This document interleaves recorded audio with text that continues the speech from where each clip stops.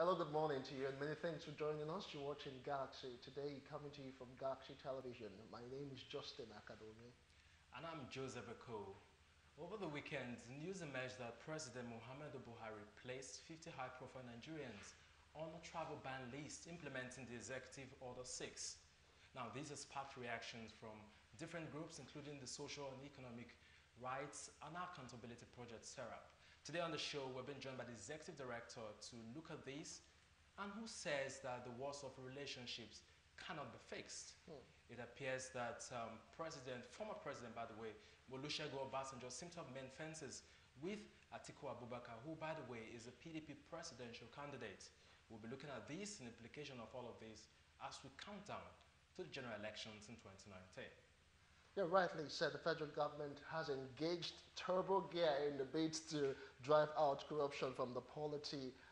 With President Muhammadu Buhari mandating the Attorney General of the Federation and the Minister of Justice, Abubakar Malami, to implement the Executive Order 6 in full force. The presidency confirmed that a number of enforcement procedures were already in place by which the Nigerian Immigration Service and other security agencies have placed no fewer than 50 high-profile persons directly affected by EO6 on watch lists and restricted them from leaving the country pending the determination of their case. And like Joseph said, reactions have trailed that development, with the People's Democratic Party describing it as Buhari foisting full-blown fascism on Nigeria. And Femi Fani-Kayode is saying the president is so desperate to remain in power, acting like a dictator. Then Human Rights Watch says, or Human rather says, lawyers decry action, action primitive, political witch hunt. We're looking at all of that on the show this morning. Plus, it is very, very interactive. We urge you to join us and contribute to this particular discourse by sending an SMS if you have a question or suggestion to make concerning this. And of course, you can also join the conversation on social media using the hashtag Galaxy Today. We also hope to be joined from Abuja by this the spokesperson for Buhari campaign organization, talking about Senior Advocate of Nigeria, Festus Keyamo, and of course from Ibadan, PDP chieftain will join us, Dr. Saka Balogo. We'll be looking at all of that on the show this morning. Let's make welcome the Executive Director, the Social Economic Rights Accountability Project, SERAP, Barrister Adeto Kumbo Mumuni. Good morning to you. Yeah, good morning. You're welcome. Yesterday we saw a release by your organization, criticizing the president for actually banning 50 Nigerians. They call them high-profile Nigerians. Can you just tell us, you called it repressive and illegal. Can you expatiate on that? Thank you very much for having me. The point we are making is that for anything that you do in a democracy to pass the test of democracy, it has to be done according to due process, according to rule of law. That's the position we take. Now, it is indeed true that there is a judicial confirmation of the power of the president to issue Executive Order 6. But in its implementation, the statement said in order to implement Executive Order 6 effectively, it is placing on ban, it is placing 50 high-profile Nigeria under more or less a watch list so that they won't be able to travel out of the country. Let me say straight away that a lot of provisions exist in laws, EFCC law, ICPC law, the Criminal Procedure Act, and a lot of laws relating to administration of criminal justice in Nigeria already that gives the court the power to make pronouncements, orders, whether of interim forfeiture, whether of absolute forfeiture, whether of to restrain any person in respect of any matter that the court is handling. So I believe that the executive order is more or less like an overkill. It's an attempt to use executive power in a matter that is purely judicial. And remember that we operate under separation of powers in a democracy. Section 1 Section 4 talks about the legislative powers. Section 5 talks about the powers of the executive. Section 6, which is the most important section in Nigeria, talks about judicial powers. So in matters that judiciary should play a predominant part, the executive is trying to usurp that power. And that to us, we say, should not be allowed in the democracy. So let me get you, clearly. Are you saying that the executive order shouldn't even come into play at all? Or you're saying due process wasn't followed because the executive order, we started talking about it in July. Why now? Listen, the executive order was issued in July, 5th of July. Oh. Then it happened that in a judgment delivered last Wednesday by Honorable Ojuku, he says the president has the power to issue that order. But the order didn't say place certain people under travel restriction. So what we say is that whatever order you must obtain, whatever order that must accompany executive order, you have to go before the court to say this is what I want in the interest of Nigerian economy, in the interest of security of the Nigerian nation, in the interest of justice. This person has enough to answer. He should not be allowed to travel for the moment. That person will be served that order. He will also, if it's a judicial order, he will also be entitled to file his own position in the matter. Assuming somebody is facing a life-threatening illness, says, I want to travel abroad. So it is now for the government to say, in spite of the life-threatening illness, he should not be allowed to travel. He will now also canvass his own position before the court. So we have a balance scale where the court will look at opposing arguments, reasons, and make a pronouncement. So that to us is what is important. All right, we'll come back to you. We'll come back to you, Barrister Momoni. Let's talk to the spokesperson of the Buhari campaign organization, Senior Advocate of Nigeria, Festus Keyam. Okay, I'm sure you've been following the discussion so far, looking at all that have been said, legality versus constitutionality. Let's talk about this Executive Order 6 and the placement of travel ban on this high-profile Nigerians. What's your reaction specifically? The PDP has come out to say that it is an act of fascism and dictatorship. How would you react concerning that?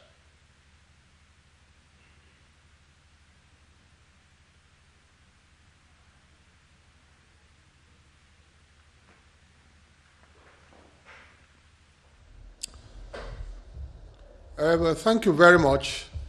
I think there has been a lot of misconception about the executive order that was issued by the president. First of all, the Constitution guarantees freedom of movement. And that, of course, everybody knows that, and we concede that. If you look at Section 41 of the 1999 Constitution, which is before me here, I will read that portion that guarantees freedom of movement. So, read the portion that says that that right is not absolute. Section 41(1) says, every citizen of Nigeria is entitled to move freely throughout Nigeria and reside in any part thereof. And no citizen of Nigeria shall be expelled from Nigeria or refused entry thereto or exit therefrom. Subsection 2 says, nothing in subsection 1 of this section shall invalidate any law that is reasonably justifiable in the democratic society. A, imposing restrictions on the residence or movement of any person who has committed or is reasonably suspected to have committed a criminal offense in order to prevent him from leaving Nigeria. I'm not the one talking. It is the Constitution talking. The Constitution says that there are instances where certain persons can be prevented from leaving Nigeria. And what are those instances? Instances where the person is reasonably suspected to have committed an offense. That is our Constitution. And what the president just did was simply put in effect to the provision of the Constitution. Now, the executive order is in form of a subsidiary legislation. That is what the court just confirmed last week, when the court confirmed the powers of the president to issue executive order. The executive order is issued, the executive order is made pursuant to existing statute. So it's in form of a subsidiary legislation. In other words, it is law. The executive order is also law. So once the president has issued it, it is a valid law to the extent that it prevents you from leaving Nigeria if you are reasonably suspected to have committed an offense. But take note, I want all Nigerians to take note, that the power is not absolute. The power is subject to judicial review. I cannot be part of an absolute ruler. I cannot support a dictator. I cannot. It's just that the president has done his own. It is now left for you as a person, if you are affected, if you are reasonably suspected to have committed an offense, you can ask for judicial review. You can challenge it in court. The court is the final arbiter and the president must bow to the final decision of the court. It's just like the power of arrest. This is the same thing, almost the same thing. For instance, you know, there are instances where you can be arrested without a warrant. In other words, you don't have to go to court to get an order to arrest certain classes of persons before you can arrest them. For example, if you see them committing an offense, when you arrest them, you take them to court. Now, in this instance too, when they are prevented from leaving Nigeria, the matter can proceed to court, either by the federal government applying to court to say, look, we saw this person leaving Nigeria, we know he has a case before our law enforcement agencies. Please, can you give us an order to keep him behind in Nigeria? But the danger in not issuing that executive order 6 is this. When a person is fleeing Nigeria, for instance, and the person has a case before EFCC, once the person gets to the border, once the person gets to the airport, it will be difficult for the law enforcement agencies to stop him, to say, look, let us go and get an order first. Let us call the law enforcement agencies first. Let us see whether the court has permitted him to travel first. So it should be seen, this executive order should be seen in the context of an arrangement that is like an emergency arrangement. A person presents himself at the airport, he wants to travel, we know he's taking money out or he has committed an offense. Stop him first, stop him. Tell him not to travel because you have a case. Go and clear yourself in court. If you get a court order the next day that you can travel because we have given you a temporary arrangement to travel, fine. The want to obey it.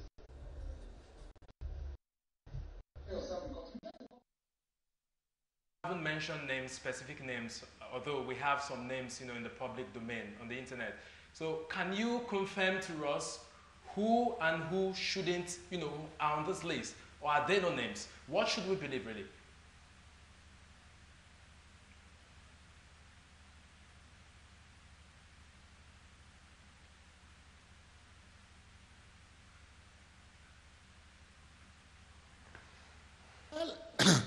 I have not gotten the official document as of this morning. This order was just made over the weekend. I have not gotten the official document, but I've also seen the names on the internet. But let me tell you this. We must give this president kudos for the courage he has. Because on that list, you can see that there are a lot of APC chieftains who are even campaigning for the president. I don't have to mention names, but go through the list. I want everybody listening to this program. So don't listen to these people raising alarm at every turn that it is targeted at. There are people who are campaign chieftains for the president on that list. And so the president, for all intent and purpose, it doesn't want to be politically correct. There's no president who will have the courage to do this, who is facing an election. He will wait for the election to finish to appease his supporters, his supporters on the list. But this is a president who wants to just do the right thing till the last day. If Nigeria says he should go, fine. If he wants to continue, fine. But he just wants to do the right thing till the last day. So check on that list. Just kindly check. Nigerians will see that a lot of APC bigwigs are on that list. Last day. So check on that list. That the list haven't been released, and now you're saying some APC members are on the list. That's what he said.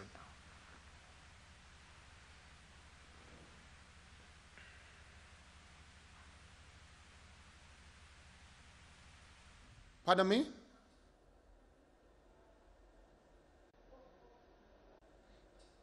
Did you hear me? Okay, there seems to be a contradiction in what you just explained. You told us that there's no list, official list yet, but now you're saying some party members, APC members are on the list. So what do we believe?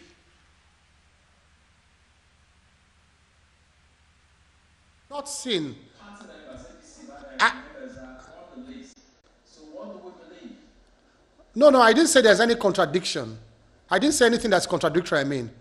I only said that I have not received the official list this morning from the Ministry of Justice, but I have read it like everybody on the internet. Of course, that list on the internet was also released, and it was, I'm sure, released through the back door to the press. The press has a way to get this list. So the names are out there through back door, and I'm just saying it too. Like, I'm only relying on the list on the internet. If we are to go by that list, so if we are saying that the list on the internet is not correct, then there's also no reason for the opposition to cry foul now that it is targeted at them, because if they have not seen the authentic list, then perhaps they should be patient to see the authentic list. But I can assure you that most of these things that very credible press sources, maybe at the weekend, got this list and released them. So the names are all over the internet. But I was just being cautious to say that I have not seen the official list this morning. Maybe they will send it to me from the Ministry of Justice later today. But I have not seen it. The official list. In a bit, we're still looking at the travel ban and, of course, the Executive Order 6. We have yet another legal practitioner joining us, Barrister Adekunle Oshibogu. He is the convener of the Young Progressive Nigerian Initiative. Good morning to you, Barrister Oshibogu. I want to get your quick reaction concerning this EO6 and, of course, travel ban on the high-profile Nigerians, 50 of them to be specific. Thank you very much. And I'll say this, that one, it's clear that the issue of the list or no list is still an ambiguity. There's an ambiguity there. But the Constitution clearly provides that every citizen of the Federal Republic of Nigeria has a right to free movement. Now, for that movement to be restricted, there are certain procedures that need to be followed. And that is where I think the contradiction, the controversy lies, that has the due process been followed. Right now, there's very little we can all say, because one, we haven't seen the order, neither have we seen the list, or do we have all the facts. But one thing we can say as a matter of fact is that before any citizen of the Federal Republic of Nigeria can be restricted from either leaving or coming back into this country, right, there must be due process, and that would include getting a court order. Now, I'll tell you something, and this reminds me of what happened in the US a while ago, when Donald Trump sought an order, give an executive order banning some people from coming to the country, right? And we all saw the reaction of the populace. Though they were not citizens of the United States then, we saw the reaction from the Democratic Party and also well-meaning Americans there, challenging that order. I think something similar applies here. Provided a man has not been proven guilty, right, he should have his freedom. Even if you've been arraigned in a court of law, it's important that that court will look through your arraignment procedures and see if, or grant you bail and set the terms upon which that bail would be granted, or set the conditions upon which it will be granted. Now, if for any reason there's a need to review those bail conditions, there's also a procedure to that. Okay.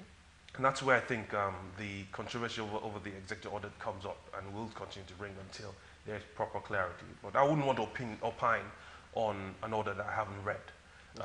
But as it stands, I can say categorically that before our constitutional rights can be infringed on, there is a procedure, and I hope for the betterment of this country's democracy, the presidency has followed that procedure.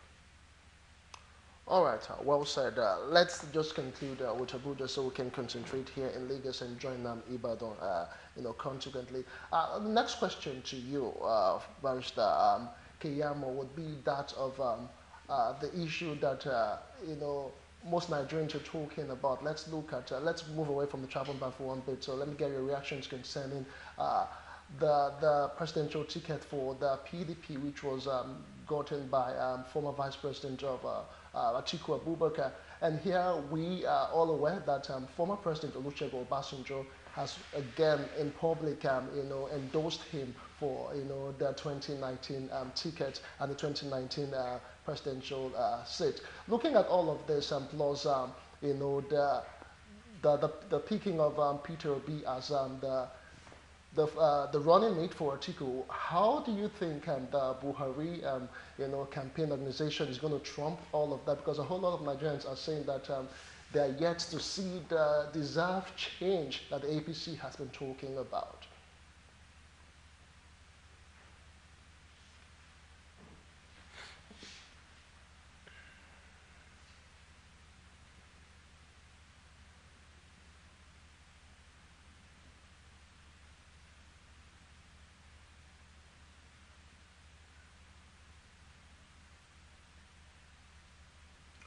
I don't know if you got my question. Do I need to repeat? All right, it is no longer news that former President Olusegun Obasanjo has endorsed Alhaji Atiku Abubakar, for 2019. Looking at his antecedent and what the APC is saying so far, what is the Buhari campaign organization doing to trump this? And do you really see this as a big threat, to your campaign come 2019?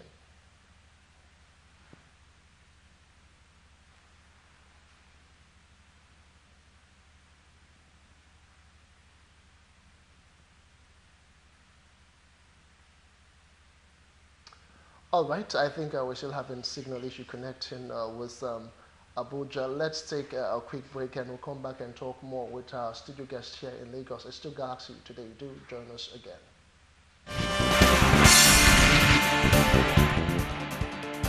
This visit is a historic one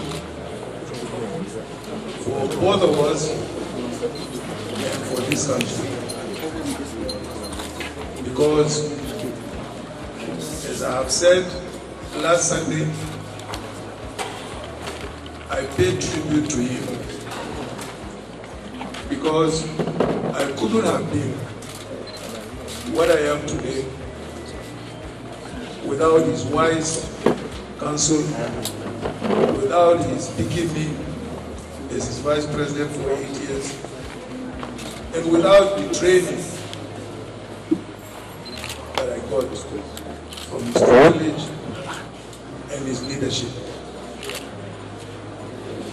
I believe the time has come for all of us to work together, to unite and work together, so that this country can be repositioned on the path of unity, growth, and prosperity. After your presidency, we have had 3 presidents in this country. The only president you have trained is myself. And I said I'm going to commit my presidency to the continuation of your own presidency and legacy. When it started, it was meant for Atiku to succeed Obasanjo.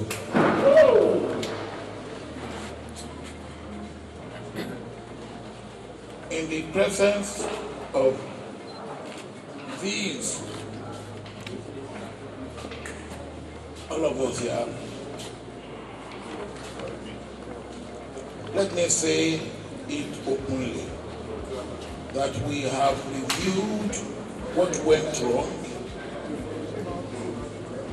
and as you have said up there, my former vice president and, as I said, president-to-be, has shown remorse, has offered apologies, has asked for forgiveness, and I said,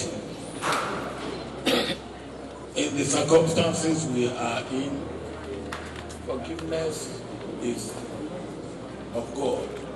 For me, relatively, and of all the aspirants in the PDP, you have the widest and greatest exposure, experience, outreach, and possibly the best machinery and preparation for seeing the tough and likely dirty campaign ahead through. From what I personally know of you, you have capacity to perform better than the incumbent.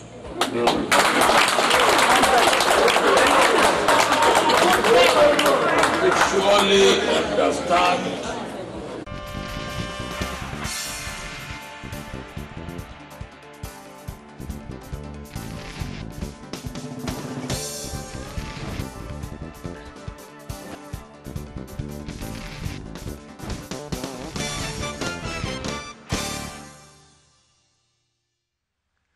Welcome back. It's still Galaxy. Today we are going back to Abuja now. We still have the spokesperson for the Buhari campaign organization, Festus Keyamo, SAN, standing by. I asked a question before we went on that break.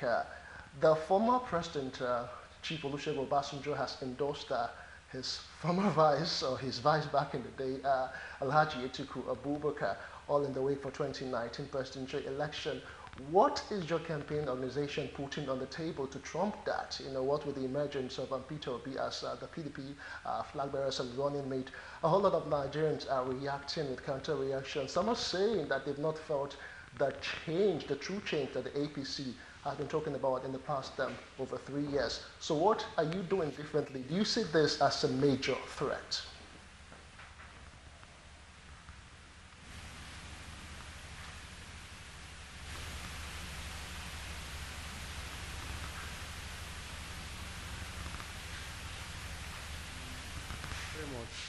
One of the things we're happy about is the emergence of Atiku Abubakar as the presidential candidate, of the PDP. The reason is very simple, and the reason is that he cannot run on promises because he has a record in public office. So we must adjudge him by that record in public office, not on the nebulous private businesses he said he has. Once somebody has been in public office and in the presidency, and he's also claiming a record, he's claiming the record of that period, then we must also interrogate him based on the record of that period. And the person who actually employed him that period, who is the president, the person who brought him in as vice president and who assessed his performance during that period of 8 years, that is the examiner, that is the person who set the exam and marked the papers. The person's verdict on him, as contained in many books that Obasanjo has written, My Watch and all that, has said that he scored even less than 0. He has used all kinds of unprintable names and words to describe Atiku during that period. He has called him, and the things are well circulated and well shared, everywhere. So I don't need to repeat those unprintable things on camera. So if that person, the person who supervised you in public office, comes to tell Nigerians all of this, we have nothing more to say again than to tell Nigerians to judge for themselves.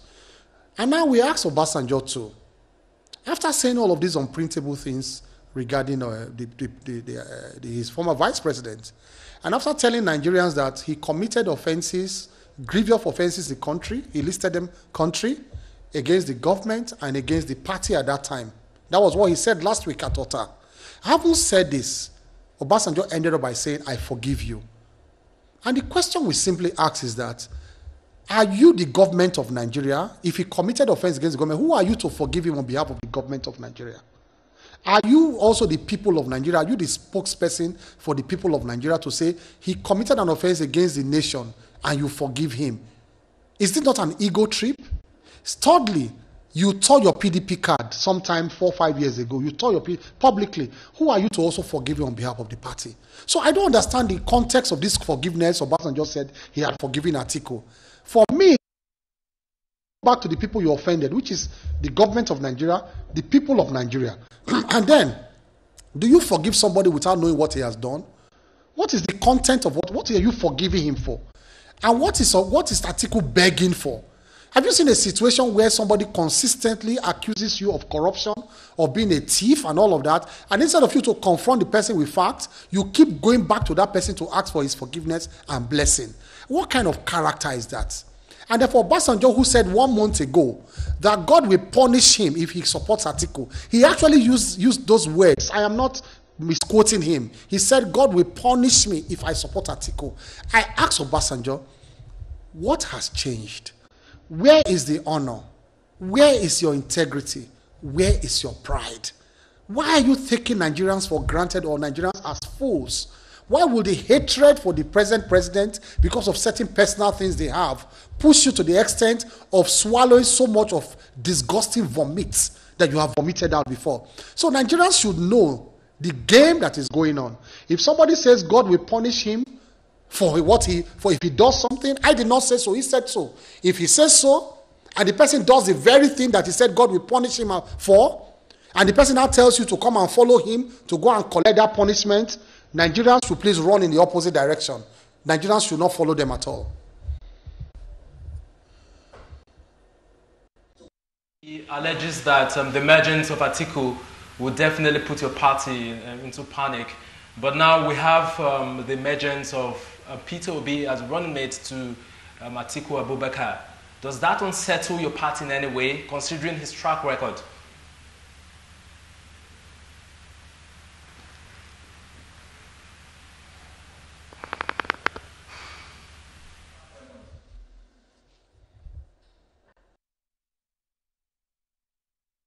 The reverse question. I'm sure you have seen the first disaster of the kind of decision that the person who is touted to be a Democrat more than Buhari, who consults widely, they said Buhari is too parochial, he doesn't consult. I'm sure you see the first disaster that choice has caused within the party. So when you say the party, somebody is panicking, it is PDP that the thing has scattered. I'm sure you saw the press conference addressed by the Southeast governors and stakeholders a few 2-3 days ago. They rejected Obi as a flag bearer, that they were not consulted. Ohanese was not consulted. Nobody was consulted, and it was just speak. So that is the first disaster that they have run, the first storm they have run into, and we are watching them. It's just like my friend Fayoshe said, we are watching them like a bat. We are not worried at all. We have just put our house in order. All right, we must say a very big thank you to you for your contributions and concerning what we have talked about today. We've been speaking with Barrister Festus Keyamo Essay, and he is the spokesperson of the Buhari campaign organization, and he joined us live from Abuja to talk about the other Executive Order 6, and of course the emergence of Atiku Abubakar as the PDP flag bearer. Many thanks for your input and your thoughts this morning. We'll still go back to Ibadan in the course of the show. Dr. Badu Ojo is standing by, but just before we do that, let me get your reactions now concerning the second topic that we are looking at now, concerning Obasanjo's endorsement of, Atiku, and of course Peter Obi emerging as his running mate. Let me say straight away that it should not always be the constant prerogative of Obasanjo to decide for Nigerians. Mm. He was the president for 8 years. Yeah. He masterminded the emergence of Yaradua. Masterminded. He masterminded the emergence of Lord Jonathan. Okay. So at every turn, he seems to be deciding for us. Okay. I believe that the choice absolutely is for Nigerians to make. The person that Nigerians will vote for should come after a deep reflection by Nigerians. They should not be led or allowed to be led by any former head of state. Others of state have done their own and they are retired. So Obasanjo should simply retire and forget about dabbling into partisan politics. He said so when he was having his PDP card. He said, when I will talk on Nigeria, I will talk as a statesman. He's now a party man. Remember, Obasanjo formed the party. He's not supporting the candidate of the party. He's not supporting the candidate of the PDP. That is the problem that I have with Obasanjo. Barrister Oshibogu, I don't know, what's it about this man, Obasanjo, that when he speaks or when he endorses someone, it makes news? Has it become some sort of demigod or an oracle? I wouldn't refer to ex-president Obasanjo as a demigod or an oracle. He's a statesman who's sacrificed a lot for this country, both through military service and as a president and in different offices. And that's why when he speaks, people listen. I'd also not tackle him on his endorsement either, because as a private citizen, he has the right to support whoever he wants to support. But what I observed in his speech, and I'm sure a lot of people might have missed it, was that he said Atiku was the best candidate from the PDP, not in the race. he also said Atiku is a better candidate to the incumbent, who is Buhari. So when he spoke, he didn't speak generally, and I think it's also the perception of the media of narrowing down to two parties, which is the PDP and the APC.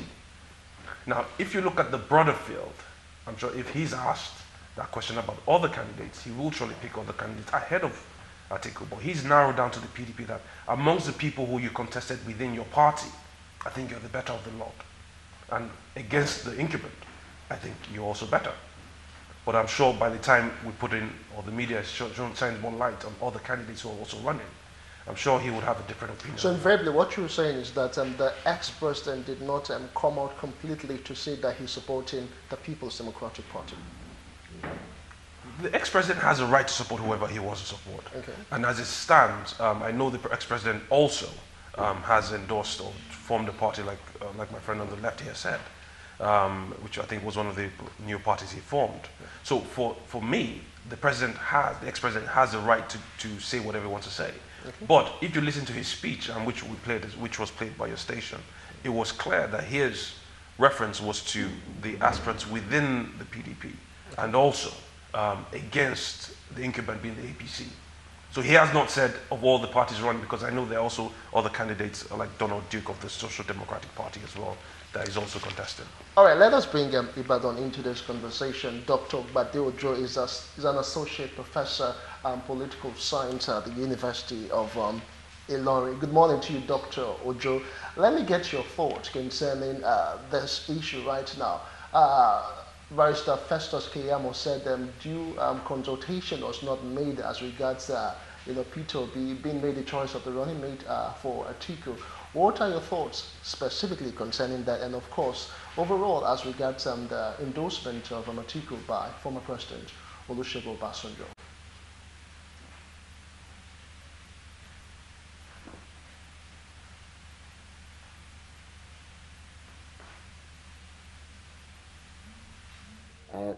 Thank you, Justin. On the choice of Atiku as the flag bearer of the PDP, no doubt, after party primaries, a candidate must emerge. And it is after the emergence of that candidate that we begin to analyze. The issue is that Atiku is a very strong opposition to Buhari, who is the sitting president. My advice for APC is that we should, or they should not underrate Atiku. Atiku is a northerner, Buhari is a northerner. And when you look at public opinion in the last few days, the argument is that you have been harping on Atiku, not in terms of his integrity. But some Nigerians are saying that in terms of ability of Buhari government to contend with security challenges, that's a serious issue. In terms of the ability of Buhari to manage the economy, is another thing. So Atiku is a strong opposition. And I want to suggest that APC must not take him for a ride. If you ignore Atiku, it may be to the peril of APC. And the reason is that the choice of vice president by Atiku is politically deft. The Easterners are likely to queue behind him. The North is likely to be divided. The Southwest, for now, is likely to be divided too, rather than block vote for APC. So Atiku is a candidate that should be watched. It's a very serious thing that APC need to sit down and re-strategize. The emergence of Peter Obi as his running mate, if you're saying Atiku, it's a top contender for the position, and we'd like to get your thoughts on Peter Obi. It's generally perceived by some, especially those who initially wrote off Atiku when Peter Obi was announced. They, kind of had a rethink. So do you think Peter Obi's emergence is actually a wrong choice for the party? And if it's such a good choice, why is there so much controversy about his emergence?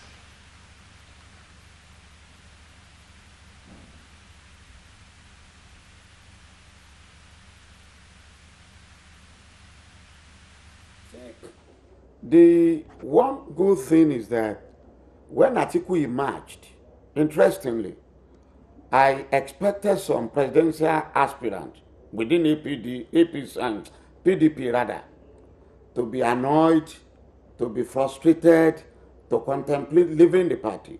But interestingly, all of them have agreed to work together as a team for Atiku.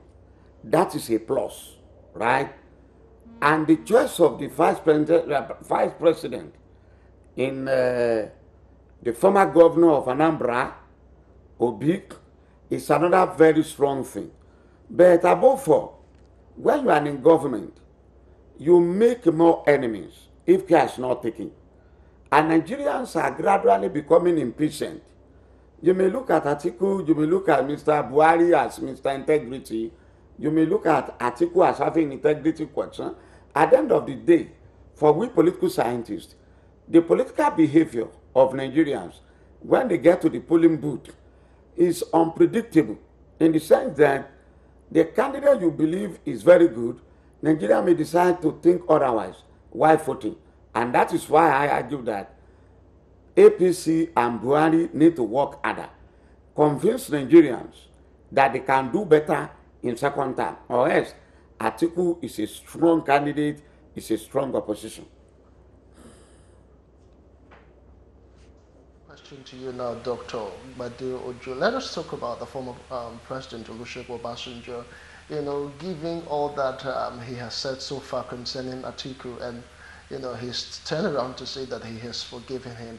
You know, does this really tell much about you know, the fact that he is in full support of the People's Democratic Party, bearing in mind that he tore his membership and now he's actually endorsing the flag bearer of the PDP? Do you see him coming back to the PDP in any way, directly or indirectly?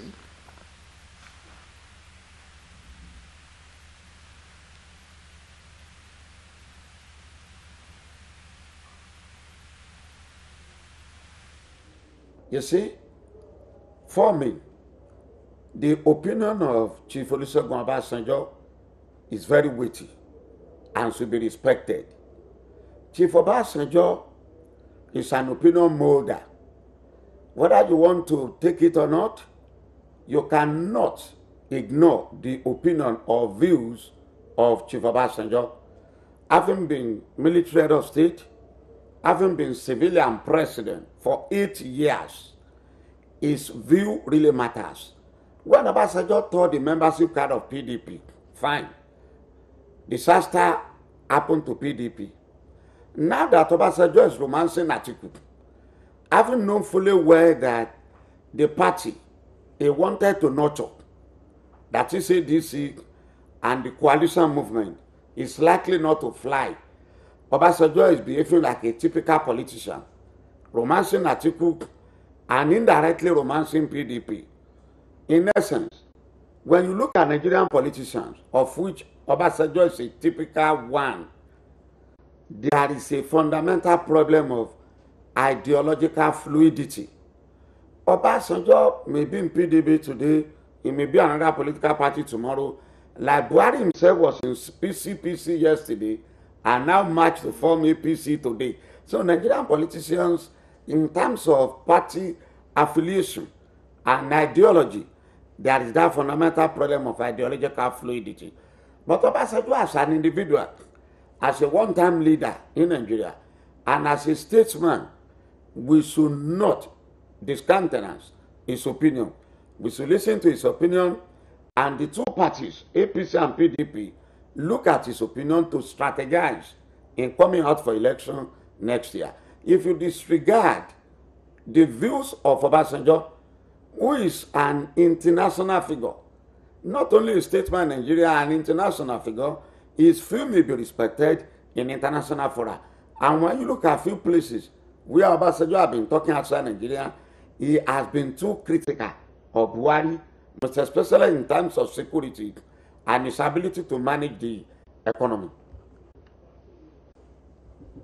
But the Ojo, Associate Professor Political Science at University of Ilorin. Just before we continue, let me take one or two comments. Good morning. In 2014, APC called Atiku a man of honor. Then Atiku was in APC.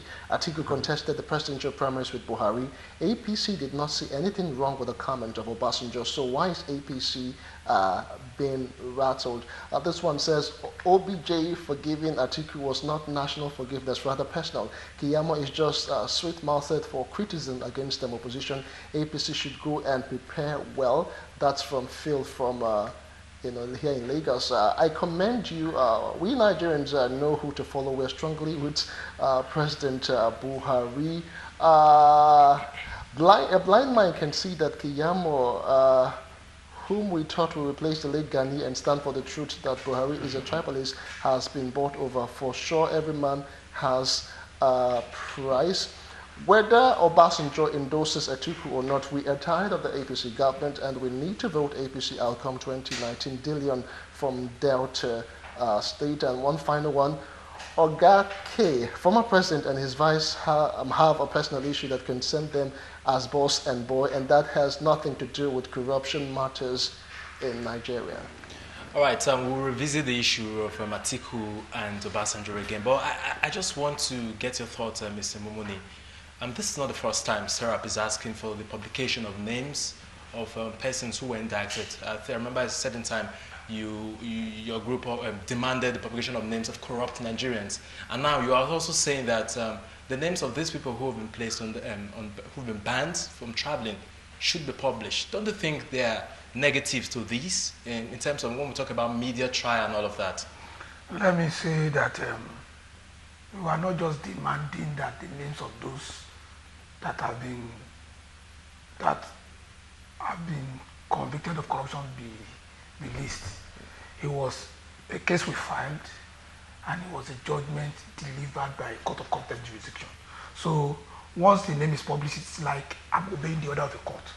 So nobody can make any complaint. And those are the things we cherish. When we make statements in the media, we went to court, we got judgment. The judgment says those that you have collected money from, that you have recovered public funds from, the amount and the names and the circumstances, give it to the Nigerian public. In democracy, Nigerians should know. So there should be nothing fishy or hidey about matters like that. Now, the other point that you raised is, to us, very, very important. When you say you are in a democracy, nobody is expected to hide under a finger. All matters should be in the public domain. Because in a democracy, there is nothing better than serving the people honestly and clearly. When you serve, you even serve with integrity and humility. That is true service. When you serve arrogantly, to us, you are not serving Nigerian people. So all the indices that makes it possible for the people of Nigeria to have information on anything that you say you do for them is so important. That's what you are making. Okay, Barrister Oshibogun, let me ask you this question. In all of this, with all this endorsement and reactions and counter-reactions, the focus, is seemingly on just the People's Democratic Party, the APC, and the media has not actually helped out in so many ways. In your opinion, don't you think that outside the APC and the PDP, there should be maybe a new messiah springing up from somewhere, to counter most of the words and the works of both parties to see if we can get the true change Nigerians deserve? Yeah, thank you very much for that question. It's important for Nigerians to know that there are multiple options. I know there are about 91 parties registered, but if you take a close look at the parties that have national presence, it's not just the APC and the PDP. It's quite unfortunate that the other parties are not given enough light. I know the Social Democratic Party is there. I also know the ADC and a few other ones. I would say that if we closely follow the developments in those parties, we'll see that not only are we getting younger and more vibrant candidates coming out as presidents, right, but also those with less, shall I say, issues on corruption or integrity. I know, for example, His Excellency Donald Duke is coming out on the Social Democratic Party. I also know Obi Ezekwesili is coming out on one of the other parties as well. These are people who have served. These are people who we've seen in the front line of several national causes. And I'm of the opinion that if we put all of them on the same pedestal, media-wise, I'm sure that the public will be able to scrutinize better. And maybe then the undecided voters, like we call them, who are non-partisan, can then pinpoint which of these candidates would better serve Nigeria better. All right, APC should mind their businesses, or Obasanjo is free to endorse anybody, and it is personal. What we need from APC is physical development, not PDP did this or did that. Prince B.S. Anim rather wrote to us. Let's see if we can take one more as we round off. Please, you people should tell Obasanjo that he cannot decide for Nigerians to vote for Atiku. He endorses him out of selfishness because Atiku cannot perform. That's your opinion. Let's see one more. Obasanjo has the right to forgive. There's no permanent enemy in politics. We need a change. We're tired of APC's fake change. May I contribute to your discourse? My name is Sam. I live in Gwarimpa in Abuja. Obi is not acceptable to the Igbos. He did not take part in Biafra struggle. OBJ's endorsement means nothing to the APC. The man is of okay, I can't take that. That's becoming very personal. And my brother did not. Okay, I don't understand your thought. Okay, gentlemen, as we round off now, right now, with all of the travel ban and EO6, what's the next move for Serap? No, we would see what we can do through the courts. Because whoever is affected by travel ban has the right to challenge has the right to go to court to ask the court to say this travel ban should not affect me. I have a serious commitment to do outside, and in spite of that, I will be back to answer whatever case they have against me. So it's a question of two people, the government side and the person that's affected by the ban, to contest it before the court, because ultimately the judiciary should be the arbiter. Okay. Can I put you on the spot quickly? Should one of these persons who are on the list, although we haven't seen the list, have health challenges, and you know how lengthy court process can be, and the person wants to travel for treatment, what happens then? No, you see, that is why I say keeping the names close to the chest of the government will not be it. Let the names of those affected be published, so that whoever wants to take it up can take it up timelessly. In matters like that, you can go ex parte, and you convince the court will make an order and it will ask you to serve the other side. Okay, Barrister Shibogu, your last word on this. Yeah, I would like to commend Sarah particularly on the works they've been doing, and I think it's important that other NGOs support them. I think transparency and accountability are key things to survival of our democracy. I look forward to seeing that list, that 50-man list. I know we're all looking forward to it. Then we can now take up the APC and see if it is only PDP members there. That's what everybody's. My hands are all rubbed up, waiting to dissect it. Yeah. All right, so well said. And a very big thank you to all of our viewers who have watched and contributed and actually participated actively. The messages are just coming in like a deluge, a lot of them, and I can't really take all because we are out of time, but a very big thank you to you. Keep the conversations flowing. Let's do it again tomorrow. But before we wrap up, let me say a very big thank you to our studio guest in Lagos, Barrister Adetokunbo Mumuni, Executive Director, Serap. Thank you for joining us. And of course, Barrister Adekunle Oshibogu, Convener, Young Progressive Nigerian Initiative. Thank you so much. Thank you very much. And Festus Keyamo, the spokesperson, Buhari Campaign Organization, joined us from Abuja, as well as Dr. Gbade Ojo, who is an associate professor, Political Science Department, University of Ilorin. He also joined us on the show. Thank you so much. Thank you so much. That's our show for today. My name is Justin Kadoni. Join us tomorrow. We'll be talking about something that everyone can relate with. It's World Food Day. Bye for now. And I'm Joseph Oko. Do have a lovely day.